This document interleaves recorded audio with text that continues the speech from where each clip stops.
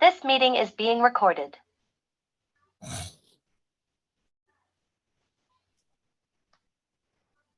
এখানে 3 নম্বর উদাহরণে আমরা যেটা দেখছি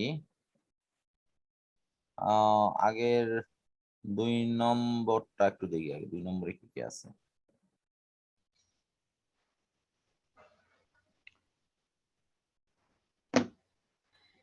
একজন শিক্ষার্থী উপরের দুটি পরীক্ষণ করলেন। পরীক্ষণে দেওয়া আছে ক্যালসিয়াম ক্লোরাইড পানিতে ছেড়ে দিয়েছেন। তো গ নম্বরটা এটা তোমার হলো 6ষ্ঠ অধ্যায়ের অঙ্ক। আর ঘ নম্বরে বলা হয়েছে যে উভয় বিক্রিয়াতে পানির উপস্থিতিতে হলেও বিক্রিয়া দুটি ভিন্ন ধরনের।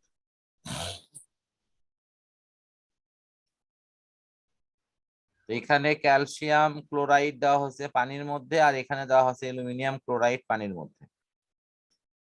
তো বলা হচ্ছে যে উভয় বিক্রিয়া পানির উপস্থিতিতে হলেও বিক্রিয়াটি দুটি ভিন্ন ধরনের। তার পানির সাথে এই ক্যালসিয়াম ক্লোরাইড বা অ্যালুমিনিয়াম ক্লোরাইড কি বিক্রিয়া করতে পারে এ নিয়ে কোনো ধারণা আছে কি?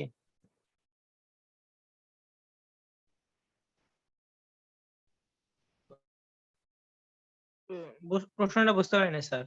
আমি যেটা বলতে চাচ্ছি যে এই যে অ্যালুমিনিয়াম ক্লোরাইড এবং ক্যালসিয়াম ক্লোরাইড উভয়ই পানির সাথে তোমার হলো যুক্ত হলো বা পানির ভিতরে প্রবেশ করলো। সম্ভাব্য উভয়ের বিক্রিয়াটা কি রকম হতে পারে? অ্যাসিড আর ক্ষারের। হ্যাঁ, অ্যাসিড এবং ক্ষারকের উল্টা বিক্রিয়া হতে পারে এটা, অর্থাৎ অ্যাসিড প্লাস ক্ষারক সমান লবণ প্লাস পানি।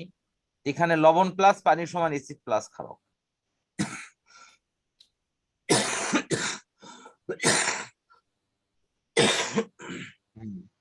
তো এখানে আবার দুটো জিনিস একটু উল্লেখ করছে, খেয়াল করো। প্রথম পরীক্ষণে বলা হয়েছে দৃশ্যমান স্বচ্ছ পদার্থ, আর দ্বিতীয় পরীক্ষায় বলা হয়েছে যে দৃশ্যমান কঠিন পদার্থ। এই দুটো লাইনের মধ্যেই কিন্তু উত্তরটা লুকিয়ে আছে।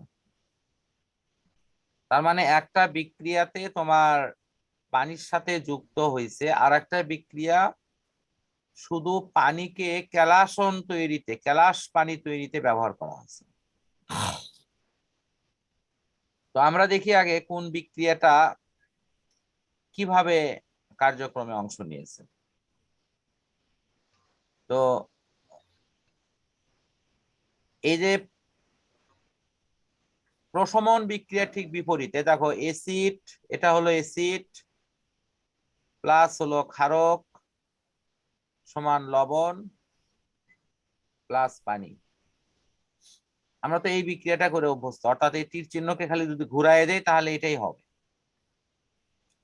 বাট এখানে আমরা কি করছি যে পুনরায় আবার এই লবণ এবং পানিকে যুক্ত করে দিয়েছি। তাহলে এই ক্রিয়াটি আসলে কেমন ভাবে ঘটে আমরা একটু একটু বোর্ড শেয়ার করে দেখাই এই বিষয়ে। প্রথমত অ্যালুমিনিয়াম ক্লোরাইড, এই বিক্রিয়া তোমার বইয়ে তো আছে। অ্যালুমিনিয়াম ক্লোরাইড এটা ভেঙে গেছে,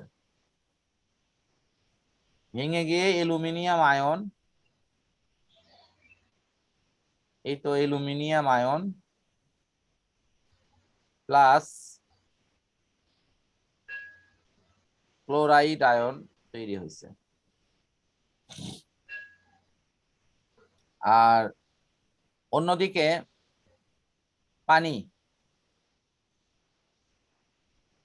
এটা সমযোজী যৌগের আয়নিক যে চরিত্র আছে সেই ব্যাখ্যাতে আমি লিখব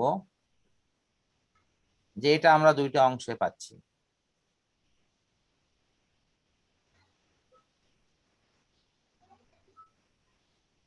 এখন কার সাথে কে যুক্ত হচ্ছে? এই অংশের সাথে এই অংশ যুক্ত হচ্ছে।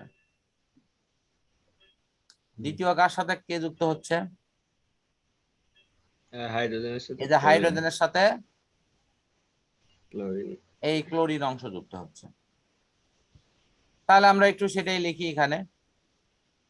এই দুটো মিক্সার থেকে একটা লিখেছি কত HCl,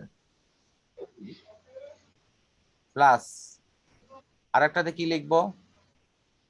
অ্যালুমিনিয়াম আর কি হাইড্রক্সিল না, অ্যালুমিনিয়াম হাইড্রক্সাইড যোজনে বিনিময় করে দিলাম।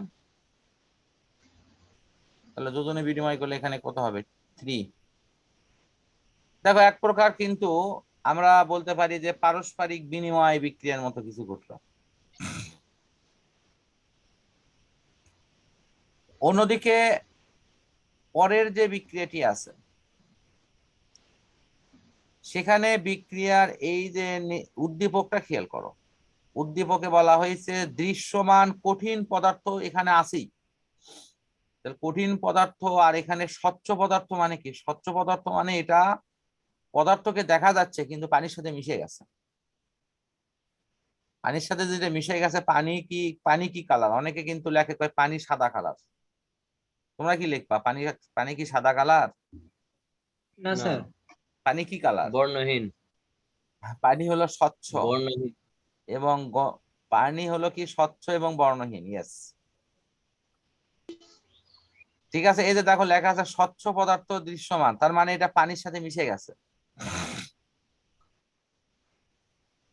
তো এই কারণের জন্য এটা পানির সাথে মিশে গেছে, মানে এটা ওই যে বিক্রিয়াটি লিখেছি অর্থাৎ আর্দ্র বিশ্লেষণ সেটি করছে, হাইড্রোলাইসিস। বাট এখানে কি হলো? এই ক্যালসিয়াম ক্লোরাইড পানির সাথে এখানে যুক্ত হয়ে দৃশ্যমান কঠিন পদার্থ তৈরি করলো, তার মানে এখানে ক্যালাস তৈরি করলো। ক্যালাসের বাংলা হলো স্ফটিক। এবং দেখো এখানে তাই লেখা আছে 2 নম্বর পরীক্ষণে আমরা যদি একটু লক্ষ্য করি তাহলে দেখতে পাবো যে 2 নম্বর পরীক্ষণে পানি ও ক্যালসিয়াম ক্লোরাইড বিক্রিয়া করে কঠিন হেক্সাহাইড্রেট ক্যালসিয়াম, হেক্সাহাইড্রেট মানে 6 অণু পানি ওই ক্যালসিয়াম ক্লোরাইডের সাথে থাকবে। কিভাবে বুঝবো যে 6 এটার একটা সহজ উদাহরণ আমি সমাধান আমি আপাতভাবে দিতে পারি। তোমার বইতে আর্দ্র বিশ্লেষণ বিক্রিয়াটিতে দেখো সেখানে কপার সালফেটের সাথে কয়টা, জিঙ্ক সালফেটের সাথে কয়টা, বিভিন্ন অণুগুলো মনে হয় পরপর দেওয়া আছে। আমার মনে হয় ওই ক্যালসিয়ামের সাথে উদাহরণগুলো কি মনে 6 হয়? আহ ক্যালসিয়ামের সাথে কি 6 হয় শুধু? না, এখানে আমি তোমাকে যে প্রশ্নটা বলছি সেটা আগে ভালো করে শোনো। ক্যালাস পানি কি আগে এটা বুঝতে হবে, তারপরে তোমার 6টা হবে না 5টা হবে সেই অ্যান্সারটা একটু পরে। ক্যালাস পানি কি, যেটা ক্যালাস গঠনে সাহায্য করে, এই লাইনটা কি বোঝো আসলে? এটা জানতে চাচ্ছি আমি। এই প্রশ্নটা স্যার। খালি কেউ করতেছি, এই যে লেখা আছে ক্যালাস গঠনে সাহায্য করে। স্যার ক্লাস কি ক্লাস ভুলে মানে গেছি স্যার। হ্যাঁ, ক্যালাসটা কি? ক্রিস্টাল। ক্যালাস গঠন ক্রিস্টাল এই মানে ব্যাপারটা দানা। মনে হয় যে আরেকটু স্পষ্ট করলে ভালো হয়, তাই নাকি? জি আচ্ছা, আমি এটা একটু আঁকে দেখাই। মাহমুদ, তোমার প্রশ্নে আসার আগে আমি চাচ্ছি এই প্রশ্নটার একটু ব্যাখ্যা হোক, তারপরে তোমার প্রশ্নের দিকে যাই।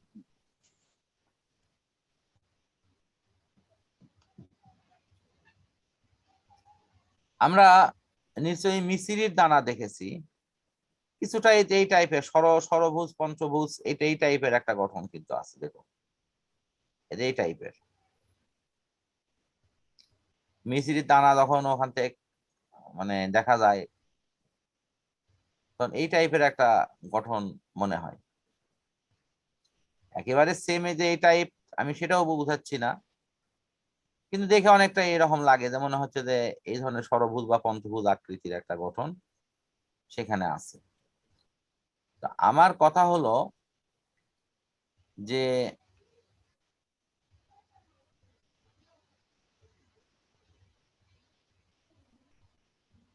এই যে আমি একটা দানার মতো কিছু আঁকালাম, সেটা ষড়ভুজ হতে পারে, পঞ্চভুজ হতে পারে, চতুর্ভুজ হতে পারে, তার কিছু কর্নার থাকে।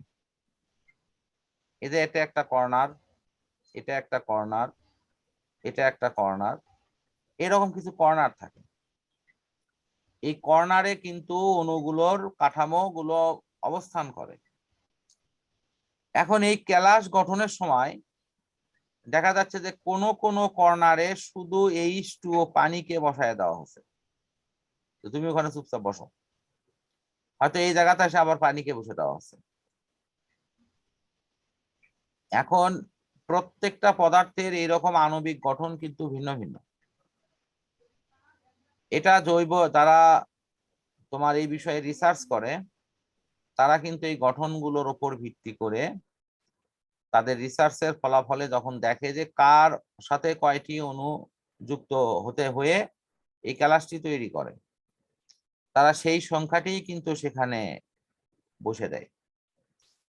এটা আমি এখন পর্যন্ত কোনো বইতে দেখিনি যে অ্যাকচুয়ালি ক্যালসিয়াম ক্লোরাইড বা ক্যালসিয়াম সালফেট হলেই এই কয়টা অণু দিতে হবে বা এটা হলে এই কয়টা হবে।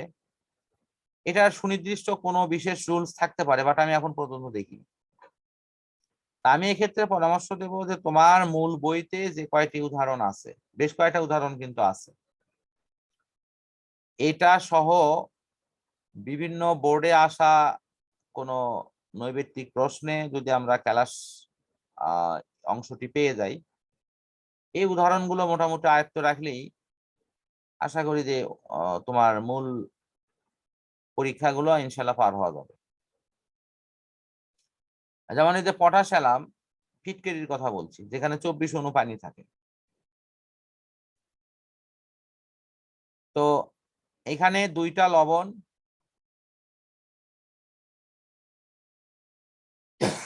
এবং তার সাথে 24 অণু পানি মিলে এটি তৈরি করা হয়। এখানেও কিন্তু সুনির্দিষ্ট কোনো রুলস বলা হয়নি কেন ওখানে 24 অণু পানির প্রয়োজন হবে। আমরা ওই বিক্রিয়াটার নাম আগের বইতে আমরা পড়েছি হলো ক্যালাসন বিক্রিয়া, যদিও এখন সেই নামটা পরিবর্তন করে তারা ভিন্ন নামে এটি পানি যোজন বা আরো কোনো নতুন নামে হয়তো তারা ডাকছে।